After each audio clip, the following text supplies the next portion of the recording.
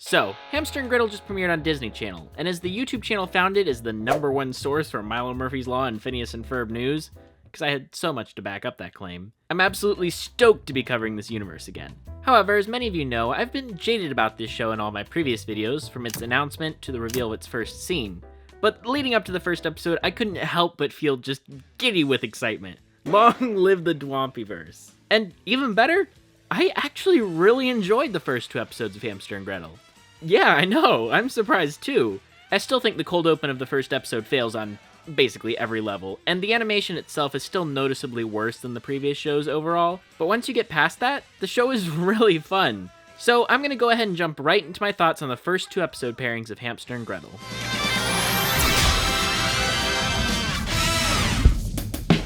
The first episode of the show, Power Failure, is pretty good. It gives a solid introduction to the world and characters, and is much better once it gets its first scene out of the way. If you want my full thoughts on the first scene, check out my last video by clicking the card, but TLDR, there's a stop sign in the middle of an interstate, and it's not a great introduction to the show. Seeing as how there's a time skip right after the cold open and theme song, it makes me think about how I might have liked the episode better without this intro. Just drop us right in the middle of the action, because really, this scene doesn't tell us anything about the characters that we don't learn later on. There's only one reason it's important here, and we'll get to that when we talk about the next episode. The theme song is a bop. It's definitely gotten stuck in my head over the past few weeks it's been released, and while I'm not sure if it's better than Phineas's, Milo's, or even the Alka-Files, it is really good. The visuals are okay, not on par with Milo or Phineas, but it's far from being bad. Then the episode proper begins with a fun twist on the superhero classic with Gretel rescuing a cat, but it's really unclear how much time has passed since the first scene. Enough time has passed for Gretel to have fans, book press meetings, and to have merch, but they haven't even tested her powers yet really, and she hasn't fought any real crime. This is part of why I think it would have been better to just start in the middle of the action and let these questions answer themselves. But then I guess Kevin getting gypped by not getting powers would have had to become a plot point later, so I digress. I just think it would have been cool for this episode to either take the opportunity to show us Gretel and Kevin's dynamic prior to the powers, so we could see how things change and how their characters interact before and after, or just jump into the action and tell the origin as a flashback later. Either way, I get that the opening scene is important for the series' cliffhanger, so we'll get to that later. The episode does a great job of introducing all the series regulars, and this is honestly a really smart story for presenting the challenges of the main characters on a regular basis. Gretel wanting to do more as a hero, and Kevin trying to keep her safe. But come on guys, you didn't need to pull the heartstrings to hero music from Candace Against the Universe for this scene. Powers now, but it's my job to look out for you. I'm your big brother. Aw, Kevin, you're a great big brother. You need to open our gift. The gift! Oh, you were even trying to give me a gift and I wouldn't take it! I'm so horrible! Please, Candace, open it. That music worked because there was a whole series of build-up to that scene. I'd appreciate if a new emotional theme was written for this show. Hopefully we'll get one. The climax is incredibly fun, and Overload the Grid is a certified banger right out of the gate. Turn on your stereo and all the lights and crank the AC. Use the hairdryer and your vacuum simultaneously. It's also pretty funny. The scene with Professor Exclamation, Kevin, and Gretel is particularly great. And the last stinger with Hamster finally revealing he can talk is hilarious. Overall, yeah, this pilot is messy, but it's far better than the first scene would lead you to believe. The board's got a lot better as it goes on, and the show has a very nice and surprisingly unique feel to it, as the dynamic between Gretel and Kevin is actually really fresh. And of course, Phineas and Ferb and Milo Murphy's Law references speedrun time. This is Veronica Hill on the scene at Cliffside Park. Cliffside Park, the Shrinkinator, Phineas's shirt, the yakety sax music.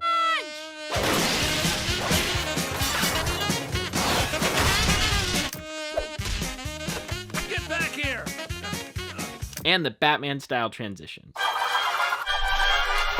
Again, it's just so fun to be back in this universe. Interestingly, this episode runs for 15 minutes, far over the usual 11-minute runtime, meaning that the next episode is relatively short. It kind of reminds me of that weird short second SpongeBob episode. The next episode, Oakey Dokey, starts with Richard Chase from the acclaimed hit series Milo Murphy's Law? That's Melissa's dad, for those of you who don't remember. But he's been slightly redesigned and is now voiced by Dan. Good thing it's been evacuated because it would take a miracle to put this fire out now. Well, Milo, you're the first person in history to ever start a fire with water. Thanks. Wait, what? This is clearly the same character design. What happened here? Okay, I asked Dan, and he said that it's Richard's cousin, which pretty much means I'm sure they just reused the design and forgot that it was Richard Chase. I'm almost 100% sure that's what happened. This is Adrian Pasdar Erasure. Come on. Anyways, this episode is short and sweet, covering Gretel learning that not everything can be solved with a punch, as there are sometimes consequences, and Kevin realizing that his sister's powers are sometimes able to solve things more easily than he might think. It also shows a bit more of Gretel and Bailey's friendship, and Kevin and Fred's, but this episode is incredibly rushed. It manages to tie a nice bow on the pilot though, with Kevin now accepting that this is his life, much more content than in the first scene as it's paralleled. It's also a nice brief introduction to Carolina and Dave, their parents. But the best part of this episode for sure is the ending scene. Despite the incredibly unnecessary meanwhile elsewhere that is in line with previous shows in this universe, here we get the origin of Fist Puncher and the Destructress, who are interestingly also given their powers by the same aliens, but told to specifically use them for evil. This is a brilliant twist. I absolutely love it, and it sets up the overarching story with the aliens perfectly. Lauren and Lyle being the brother-sister who actually did get powers together offers such a rich parallel to pull drama from. I absolutely can't wait to see where they go with it. And they even fixed the issues I had with the spaceship's animation from the opening. It floats properly now. Why didn't it do that before? It truly is such a brilliant hook, and I think it's what Milo Murphy's Law was missing in its first episode pair to hook viewers for how serialized that story became. Also, Totally Tools is referenced pretty majorly in this episode, a nice throwback to the classic Phineas and Ferb episode, Perry the Octopus. Brilliant! The next pair of episodes are much more even overall, and I think a much better representation of how great this show can be.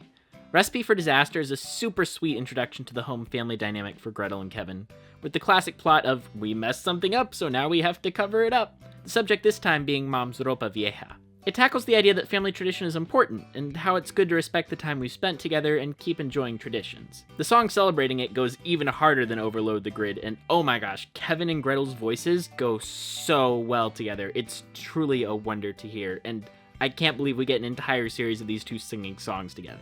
Tradition, it's a time spent with family, and that's what we've learned, 'cause tradition can be linked to calamity, just like when we burned the robot.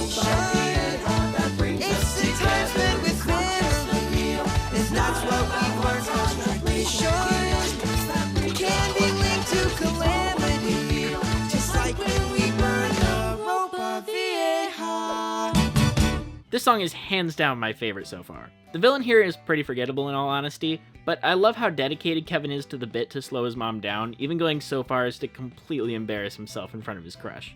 Overall, very strong and wholesome, and the bit with Hamster turning coal into diamonds was freaking hilarious. Great episode, Jim. Math Punch gives us our first real villain introduction episode, with Josh Perrette penning the script for our first look at Rodney Thunderpants. I love this episode. Everything from the use of the train idea throughout, to the song, the subplot with Dave and Carolina one-upping each other with engagement gifts. Rodney is such a fun villain concept, with his tragic backstory being absolutely outrageous. No, not that Rodney. This Rodney. If we get a crossover, we need the Rodneys to meet. I hope we get these tragic backstories for every villain in the show. The lesson here boils down to math is important, which, it is, so it's cool to see Gretel overcome her disdain for it to save her brother. It adds to their relationship and helps us see how Gretel has to push herself to listen to Kevin. Speaking of, let's talk about the characters. I personally really like Kevin. He's our insert character in the story, and as such, he's given a lot of focus in these episodes overall. He's much more likable than I think anyone anticipated, and really is different from Candace. I'd describe Kevin as more rational and collected, whereas Candace was more hyperactive and easily excitable. Also, I love that Kevin literally rolls with the punches like Fred suggests. Once he's committed to something, he goes all the way to see it through, and that's really cool, especially as someone with no powers. Very relatable and my current favorite character, and Michael Cimino is so good in the role. And his singing voice is so pleasing. His songs have been my favorite part so far, especially if you go ahead and listen to some of his later ones on the album. So good. We don't know if you can breathe underwater yet! It's a risk you're gonna have to take! Your life depends on it! Next is Gretel, who is Disney's first protagonist to canonically have ADHD, and you know what? I absolutely love it. As someone who also has a younger sister with ADHD, I could really relate to the situation of Gretel not wanting to do math, as that's something my sister really struggled with. At least in my experience, ADHD just makes you want to wish there was a way to punch through problems without doing the complex mental math or instructions, and we see that throughout these first few episodes. I've seen some people saying things online like Gretel's too annoying, or Phineas and Ferb started out annoying too, and I just don't have that same issue here. Like, yeah, Gretel does some stupid stuff, but it only makes Kevin more relatable, plus it isn't really out of character whatsoever, and most of it is funny. I don't know, her character just clicked for me. Melly Povenmire is pretty good in the role, and her voice fits Gretel really well, but at least at the start it's clear that she's less experienced than the other members in the show. I'm sure the talent gap will close as the show continues, but it stood out enough to mention. Her singing voice is so good though. It's on the steak or the onions, paprika or peppers. It's about how we feel and the memories that we create. Hamster is Hamster, the show's one-liner machine and an absolute champ. Beck Bennett fits perfectly in the role, and I don't have much else to say. I'm Jerry. You talked! Now onto our regulars. Fred seems like a great counterbalance to Kevin, and she provides the much-needed support for him. She's also our techie, it seems, has connections with people, and I like that she's Kevin's cousin, which adds an extra layer to their friendship. Joey King is great in the role. Hiromi is super chill, seems like a great person for Kevin, and reminds me a lot of Sarah from Milo Murphy's Law if she was less high-strung. Bailey's introduction itself is okay, but I love her as a best friend for Gretel, and she provides some very fun energy to the superhero fan-type character. Priya Ferguson was the perfect choice for this character, and her line deliveries are great. That is Dave and Carolina are incredible parents, and I absolutely adore their subplot in the Math Punch episode. I appreciate that their dynamic is different from Linda and Lawrence and Martin and Bridget, with theirs leaning more into the competitive nature, which is really fun. Veronica Hill is the standard reporter to deliver fun exposition. They haven't done much with her at the start, but I'm sure they'll play around with her character as the series goes on. The villains so far are fun. We don't get enough time for any of them for me to form a strong opinion, but I like the concepts, and the Rogues Gallery is clearly massive for the show. Even got the Pie Rat. With likely 60 episodes over 30 half hours in season 1, I'm sure we'll get more development. You know, it's interesting how much this show pulls stylistically from Milo Murphy's Law. Like, sure, it shares the same animation style as the other two shows, being set in the same universe, but it uses the same primary font in its opening credits style, Cooper Black, and the end credits design is exactly the same, with an instrumental of the main theme as credits play over selected stills from the episode. It really adds to the vibe that these are in the same universe, and again, I'm just really enjoying the show so far. All my fears that the show would be outright bad have pretty much been quenched. Even though the animation is still pretty cheap looking, the backgrounds are anything but, with a much more hand-drawn Art Deco vibe that makes the locations feel unique and different from Milo and Phineas. The show has a direction. It has its own feel. It isn't trying to replicate the build that Milo had to a big crossover event, and it sounds like there'll just be cameos from across the universe popping in throughout, which is truly how to best use a shared universe. Small characters and background things. Just don't accidentally recast anybody again. Dan mentioned in a recent interview that if the show is greenlit for season 3, he'll pitch a big 3-show crossover, which sounds incredible and like something that would be a heck ton of fun. Would Disney really fork over the money to get Weird Al and Sabrina Carpenter back for an episode? Could both casts all sing a song together? I can dream. I can dream. Still though, I'm so happy Disney's treating Hamster and Gretel well.